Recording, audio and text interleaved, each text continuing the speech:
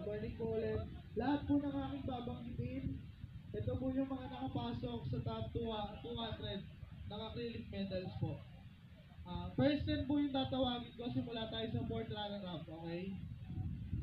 Atras po tayo, atras.